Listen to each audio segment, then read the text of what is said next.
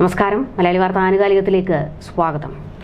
ഒരു യൂട്യൂബ് ചാനലിൽ ഇരുന്നുകൊണ്ട് സ്വന്തം യൂട്യൂബ് ചാനലിൽ കെ എം ഷാജഹാൻ ഒരു പരാമർശം നടത്തുന്നു. തൊട്ടടുത്ത നിമിഷം തന്നെ പോലീസ് അങ്ങ് കയറി വളയുകയായിരുന്നു ഷാജഹാന്റെ വീട്.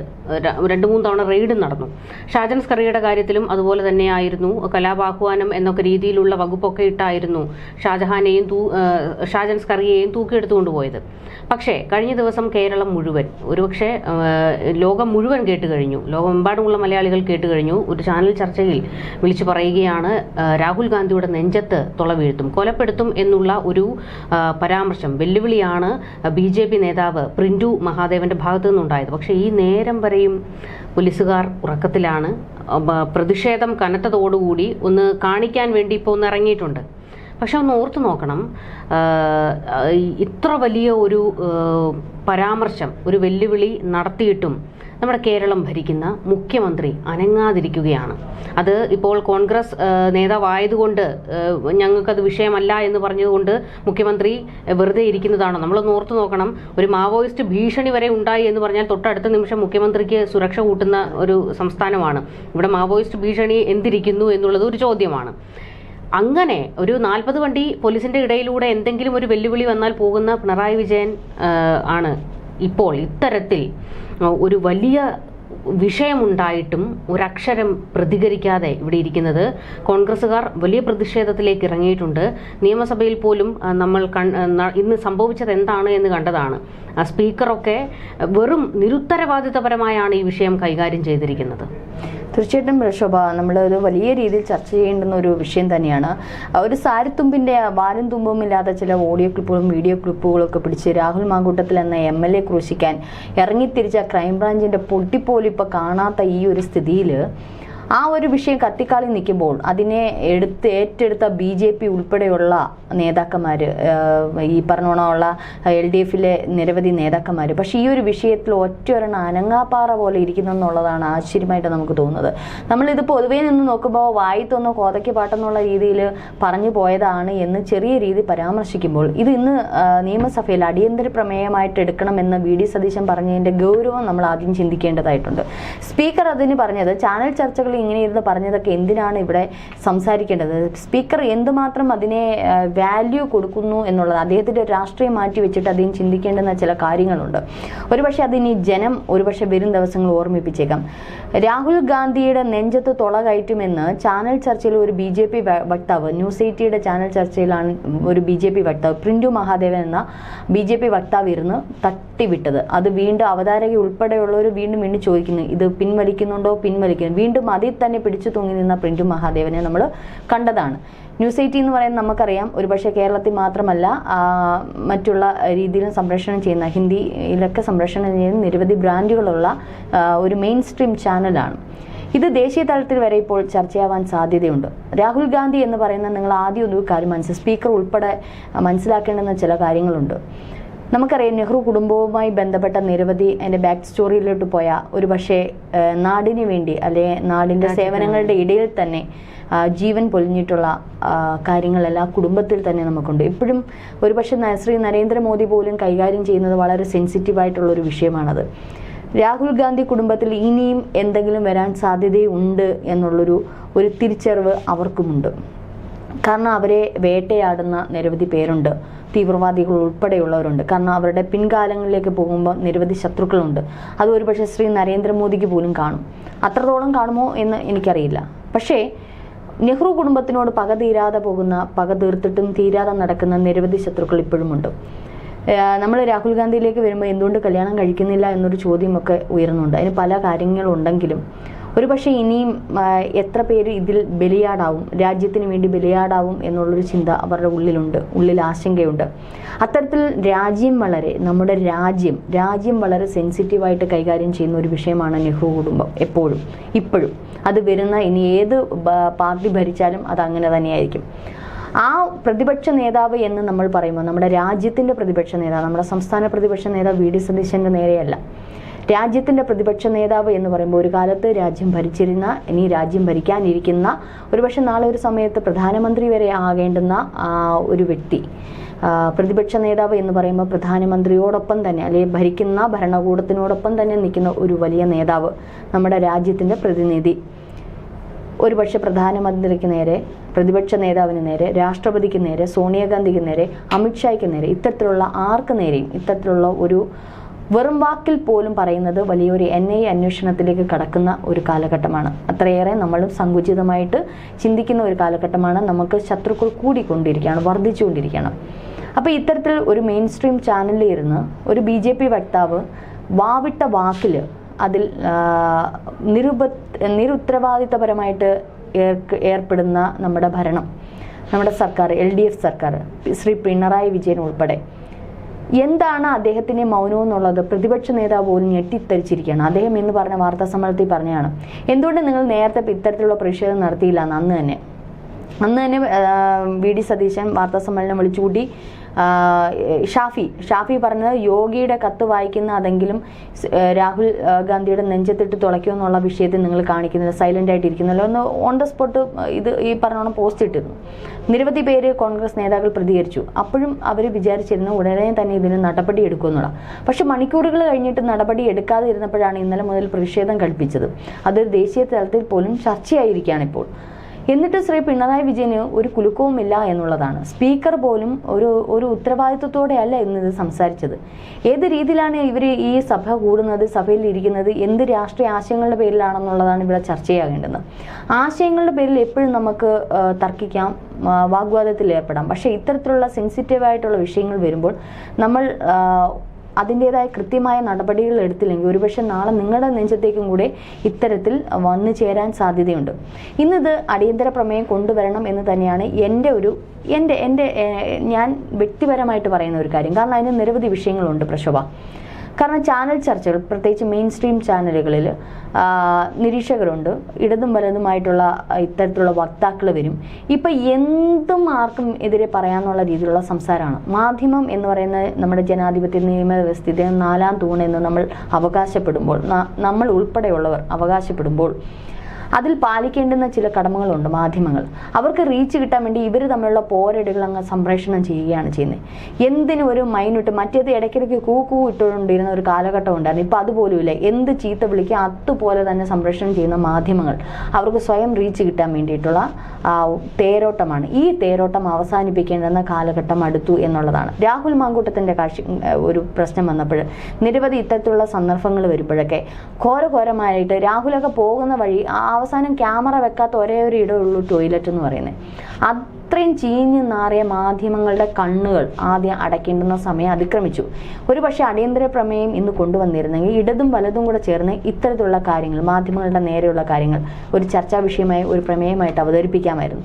അതാണ് ഇന്ന് സ്പീക്കർ നഷ്ടപ്പെടുത്തിയിരിക്കുന്നത്. അതാണ് ഇന്ന് ഭരണപക്ഷം നഷ്ടപ്പെടുത്തിയിരിക്കുന്നത്. നമ്മൾ ചെറുതെന്ന് തോന്നുന്ന ഒരു കാര്യം ഒരു പക്ഷേ വലുത് തന്നെയാണ്.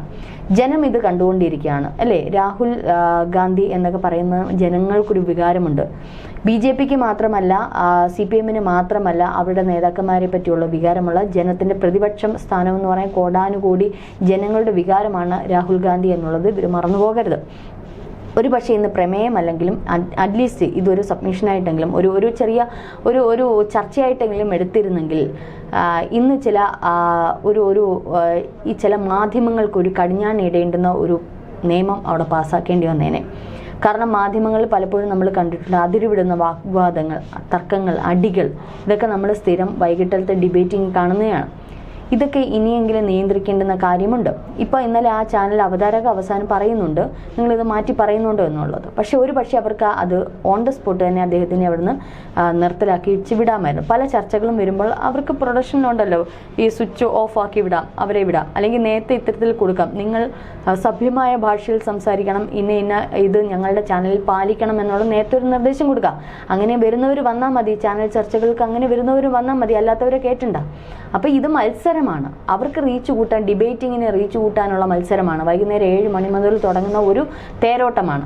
ഏത് ചാനലെടുത്താലും കൂക്കി വിളിക്കുന്നത് നമുക്ക് കാണാൻ പറ്റും. ഇതിനൊക്കെ ഒരു കടിഞ്ഞാണിടേണ്ട സമയം അതിക്രമിച്ചിരിക്കുന്നു. എന്നിട്ടും ഇത് മിണ്ടാതിരിക്കുന്ന ചാനൽ, മറ്റുള്ള മാധ്യമങ്ങൾ, മാത്രമല്ല ഈ പറഞ്ഞ രാഷ്ട്രീയ നിരീക്ഷകർ, രാഷ്ട്രീയ നേതാക്കൾ, ഇവരൊക്കെ മൗനമായി ഇരിക്കുന്നതിൻ്റെ കാരണം എന്തും? ശ്രീ ഗോപാലകൃഷ്ണൻ BJPയുടെ നേതാവ് പറയുന്നത് UDFും LDFും തമ്മിലുള്ള ധാരണയാണ്, അന്തർധാരയെന്ന്. VD സതീശൻ ഇത് തന്നെ പറയുന്നു. LDFും BJPയും തമ്മിലുള്ള അന്തർധാരയാണ് കേസെടുക്കാത്തതെന്ന്. ഗോപാലകൃഷ്ണൻ പറയുന്ന ഒരു കാര്യമുണ്ട്, ജനാധിപത്യത്തിൽ സംഭവിക്കുന്ന ചില കാര്യങ്ങളാണ് ഇതൊക്കെ എന്നുള്ളത്. ജനാധിപത്യത്തിൽ സംഭവിക്കുന്ന കാര്യങ്ങൾ എന്ന് പറഞ്ഞിട്ട് അദ്ദേഹം പറയുന്ന ചില കാര്യങ്ങൾ, നിങ്ങൾ ഞങ്ങളുടെ നരേന്ദ്രമോദിയുടെ അമ്മയെ പറ്റി പറഞ്ഞില്ലേ, നരേന്ദ്രമോദിയെ പറ്റി പറഞ്ഞില്ലേ, അദ്ദേഹത്തിനെ പറ്റി അസഫ്യം പറഞ്ഞില്ലേ. പക്ഷേ എൻ്റെ ഒരു ഇതിൽ, എൻ്റെ കാഴ്ചപ്പാട്, എനിക്കറിയില്ല, ഞാൻ കാണാത്ത വാർത്തകളാണോ എന്നുള്ള അറിയില്ല, ശ്രീ നരേന്ദ്രമോദിയുടെ നെഞ്ചിലേക്ക് തുളച്ച് കയറ്റും എന്ന് എവിടെയെങ്കിലും ഒരു പരാമർശം എവിടെയെങ്കിലും നടത്തിയിട്ടുണ്ടെങ്കിൽ ഓൺ ദ സ്പോട്ട് അതൊരു വ്യാജ ID എന്നാണെങ്കിൽ പോലും NIA അന്വേഷണം വരും, വലിയ രീതിയിൽ പ്രശ്നമുണ്ടാവും. അല്ലേ പ്രശോഭ? കറക്റ്റായിട്ടുള്ളൊരു കാര്യമാണ്.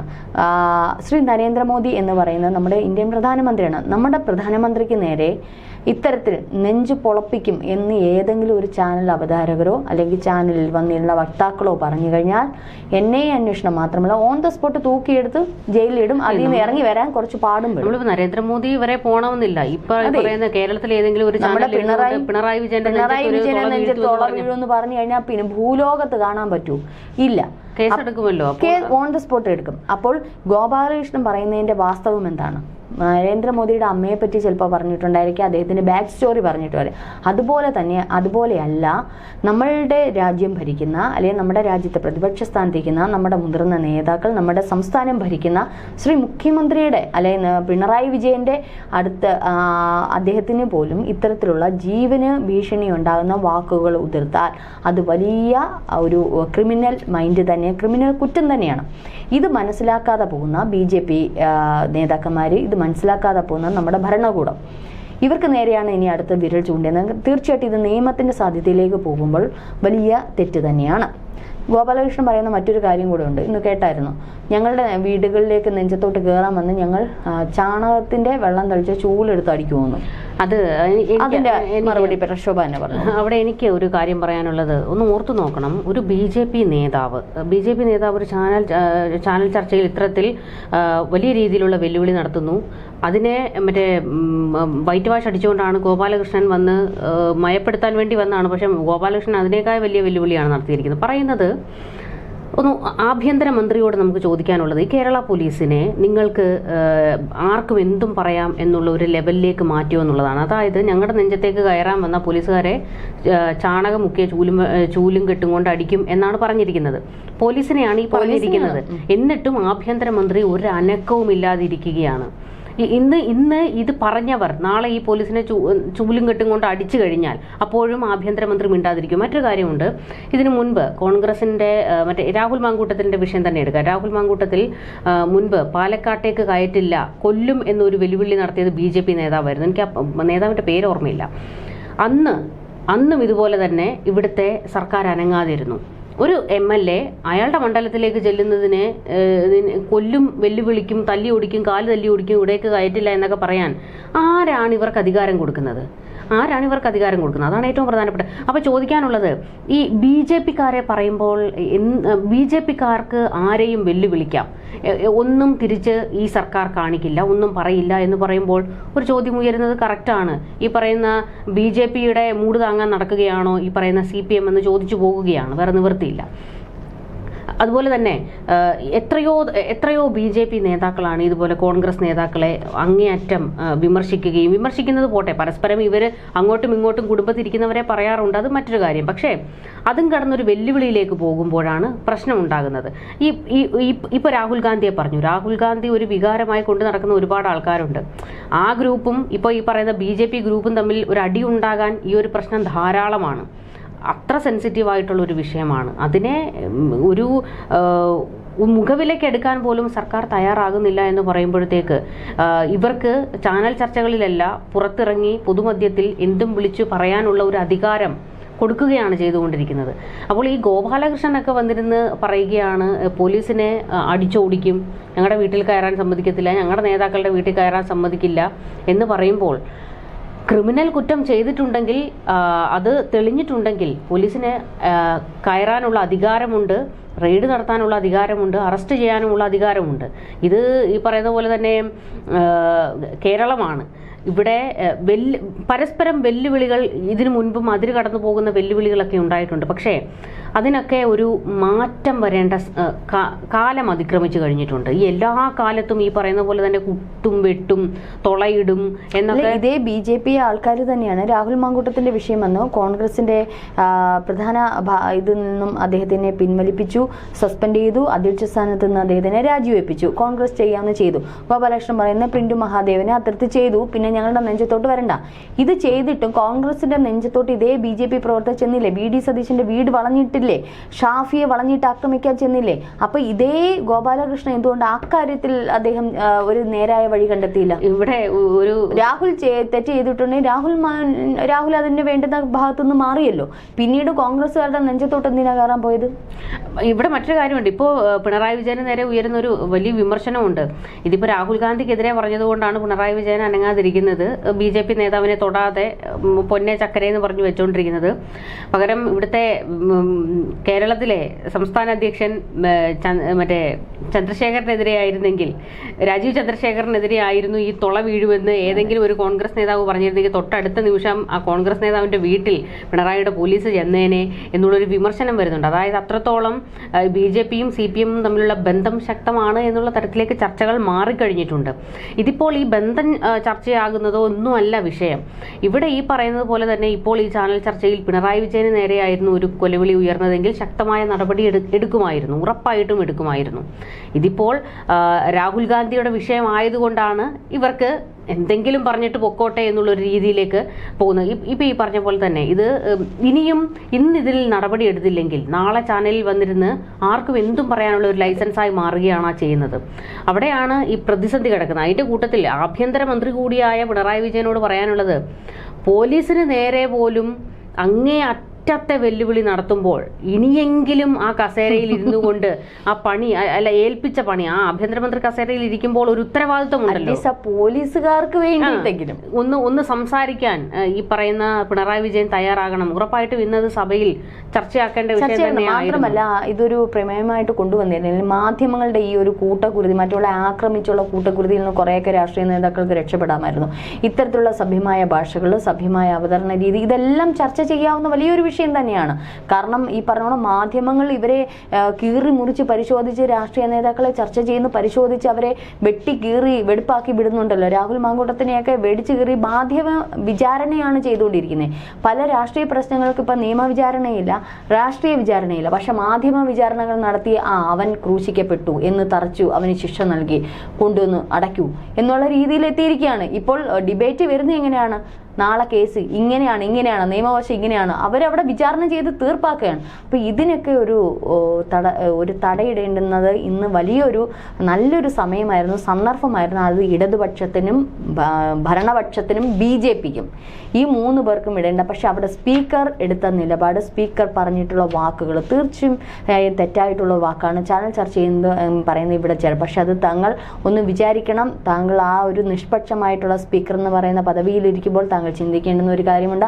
ആരാണ് ഇന്ത്യൻ പ്രതിപക്ഷ നേതാവ് എന്നുള്ളത്, രാഹുൽ ഗാന്ധി എന്താണ് എന്നുള്ളത് അത് മനസ്സിലാക്കിക്കൊണ്ട് അങ്ങയുടെ രാഷ്ട്രീയം മാറ്റി വെച്ച് വേണമായിരുന്നു ഇന്ന് സഭയിൽ അങ്ങേ പറയേണ്ടത്. പക്ഷെ അത് അദ്ദേഹം പറഞ്ഞില്ല.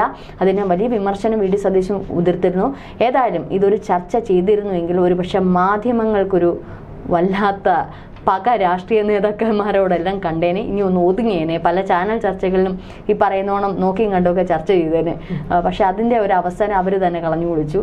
ഏതായാലും തീർച്ചയായിട്ടും നടപടികൾ വരണം അല്ലേ പ്രശ്നം? ഉറപ്പായിട്ടും നമുക്ക് കൂടുതൽ ചർച്ചകളുമായി കാണാം. നമസ്കാരം.